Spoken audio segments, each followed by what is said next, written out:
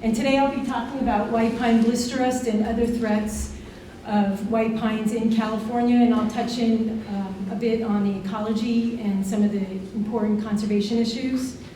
So California has the greatest diversity of white pines in North America, with 6 species in California alone. And those species are white bark pine, foxtail pine, limber pine, sugar pine, and Great Basin bristlecone pine, and western white pine. And then the other 4 that are outside the state are Rocky Mountain bristlecone, Mexican white pine, southwestern white pine, and eastern white pine. And so just to go over a little bit of each of their distributions, sugar pine can be a dominant or important associate of mixed conifer forests in our lower and mid montane forests, and its elevation or its distribution ranges from Oregon with its southern range limit in northern Baja, Mexico, in the Sierra San Pedro Montier. And western white pine, and before I go on, all of the white pines that are in California, for the most part, are at their southern or western range limit throughout their distributions. And so western white pine is an important associate in the upper montane red fir forests, and its southern range limit is in the southern Sierra Nevada. And the white bark pine is kind of your poster child for high elevation white pine species. And it is largely a Rocky Mountain and coastal, the Cascades, Northern Cascade. That's the majority of its distribution sits there. And so it really is at its southern range limit in California. And so you get these small populations in the Klamath, in the Southern Cascades and the Warder Mountains, and then you get more contiguous populations in the Sierra Nevada. And its limit actually is probably just a little bit south of Mount Whitney. And then Pinus flexilis is limber pine, and it is considered more or less a Rocky Mountain species, but we have it here in California in the eastern Sierra Nevada, and then also in the transverse and peninsular ranges where there is a couple, well, there's one site up on Tahquitz where both sugar pine and limber pine are sympatric, and it's pretty cool. And here's the shot of limber pine here. It's actually an important associate in sort of upper montane and even subalpine forests. And here it is at, this is it on Boundary Peak, which is the northern terminus of the White Mountains, and it mixes with Great Basin bristlecone pine. And then Pinus balfouriana is foxtail pine. It's our endemic white pine in California with 2 ecotypes, one in the northern region in the Klamath, and then the other is in the southern Sierra Nevada. And then Pinus longiva, Great Basin bristlecone pine. I call this the supermodel of the white pines because it stands around for a really long time, looking great. You know, so, and it is at its western edge in its distribution here in California, and you find it primarily, or just in California, it's solely in the White Mountains, Inyo, and Panamint Mountains. And so when you look at them collectively, their distribution is fairly large. You know, I mean, it's got, you know, when you look at all 6 species together, from the coast and northern interior mountains to the Sierras and the western Great Basin, and then in the transverse and peninsular ranges, they have quite the distribution when they're looked at all together. And then, of course, they provide some really fundamental ecosystem functions and services, from hydrologic functions and watershed protection to wildlife habitat, and an important food resource, actually, for all 6 species. A very good food resource, and as well as biological diversity. Most of the time, if you experience, I mean, the most you'll experience in one stand will usually be 3 species, no more than that. And so some current threats to white pine species include the non-native pathogen Carnartium rubicola, which I will talk about a little bit more in a few more slides, which is the causal agent of white pine blister rust. Climate change, of course, and then climate-driven outbreaks of native insects, specifically mountain pine beetle, in which all 6 species are hosts to. Logging and habitat degradation, fire suppression and stand densification, and catastrophic wildfires. And so interactions between threats. So, here we have white pine blisterus, fire suppression, and historical logging. So in 2004, Phil Van Mecken and others demonstrated the negative effects of both white pine blisterus and fire exclusion on population dynamics and growth rate. And so if you look at their projections so you have 4 populations, one of them is growing and the other 3 are all declining. And where most of these populations are declining are in these smaller diameter size classes. And something like white pine blisterus is extraordinarily lethal to small and intermediate sized trees, particularly for both sugar pine and western white pine. And so here is one of the effects where you have human activity, fire suppression, and an introduced pathogen interacting and causing populations to decline. And then in 2011, Maloney and others found negative population and genetic effects due to white pine blisterus and historical logging, with loss of small and intermediate sized trees. So you can see here, population structure of 10 populations here, and you see these, and it's largely that's due to white pine blisterus. And then we also found high genetic drift, and that's this graph here with this one population. It says Sugar Pine Point State Park, and this is its population structure. So you have blisterus taking out your small diameter trees, and then historical logging, you're just pulling sheer numbers out. And the effects of genetic drift, unfortunately, can be greater in small populations and can act faster to reduce genetic variation. Another interaction between climate change and mountain pine beetle. This is the 2014 aerial survey of mountain pine beetle in California for this year, and you could see that those red dots are kind of throughout the whole distributional range of all of those white pines. I guess severity or extent, I don't know, but this is what Zach Heath is showing from this year's aerial surveys. So mountain pine beetle is a major biotic disturbance in western conifer forests with, like I said earlier, all 6 white pine species as host. And of course, there are strong correlations between developmental rate for forest insects, and are expected to be a major influence on mountain pine beetle in response to climate change. So, although in California, for the most part, except for in the southern parts of California, it actually, well, unfortunately, its developmental time is a little shorter in cooler environments because it is a cool adaptive insect versus, its development time in warmer climates is a lot longer than it is in cooler climates.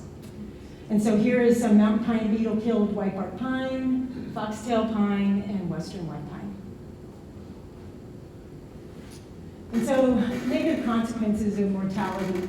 The negative consequences of blister rust on cone production and its subsequent effects on wildlife, what I'll get to in a second, is mortality of cone-bearing branches. And so Maloney and others in 2012 showed the significant and negative correlations between cone production and white pine blisterus incidence and severity. And so here you have cone production on the y-axis, and this is the number of individuals that are infected with white pine blisterus. This is the average number of branch cankers, and then this is the average stem and brittle category. And as you can see, there's this one population that I have circled that falls just below this threshold of 1,000 cones per hectare. And Sean McKinney and others estimated that 1,000 cones per hectare is required to maintain seed dispersal by Clark's nutcrackers. And unfortunately, for white bark pine, if you're in a heavily infested white pine blisterus location, it has a significant effect on cone production, as you can see from these graphs here.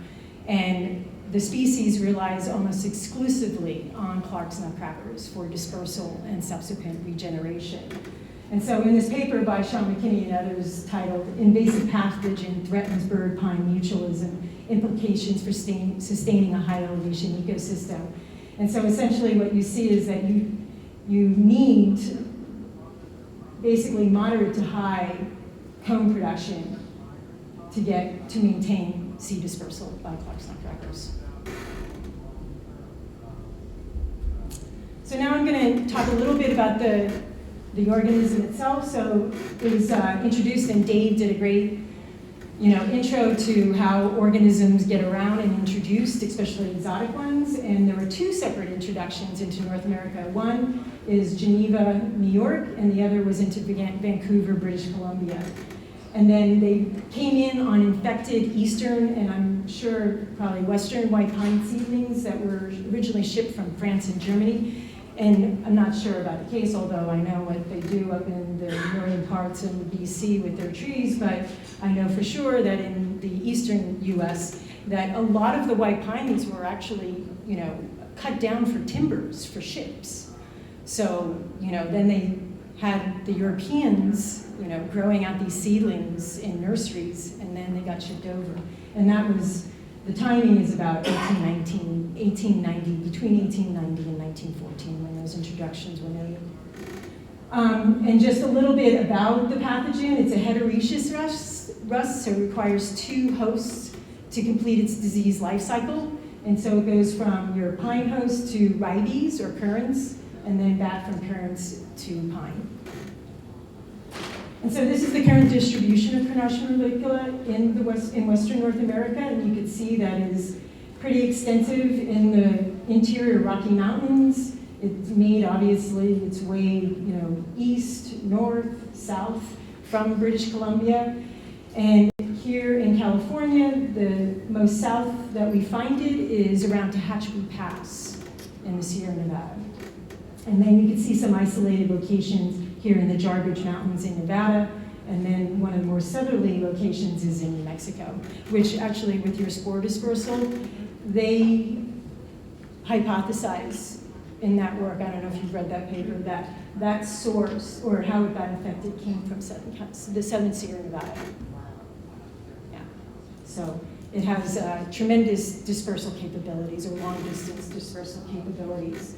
And so the timeline of spread, as you can see here, probably entered California in the 1930s, the Klamath region by 1937, the Northern Sierra by 1938, Central Sierras by 1944, and then in the Southern Sierras by 1961. So I'm going to spend a little time, briefly, on disease resistance. So there is a major gene for resistance in both sugar pine and western white pine. And the CR1 gene, which is the gene that's in sugar pine, CR2 is the gene that's in western white pine, was first discovered in 1970 by Bro Kinloch. And this confers a hypersensitive response. And so anyone who is a plant pathologist knows this classic resistance response, an HR response, and then this is your susceptible response.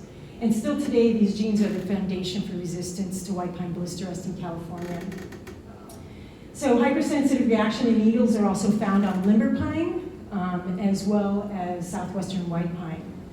And then more recently, 10 years of research done by Det Vogler and Annette Delfino mixed with the Pacific Southwest Research Station are finding a non-specific or systemic host reaction, also known as a stem reaction, in both Great Basin bristlecone pine and Rocky Mountain bristlecone pine. And you can see that instead of it stopping the pathogen here, I always call it like the get smart doors.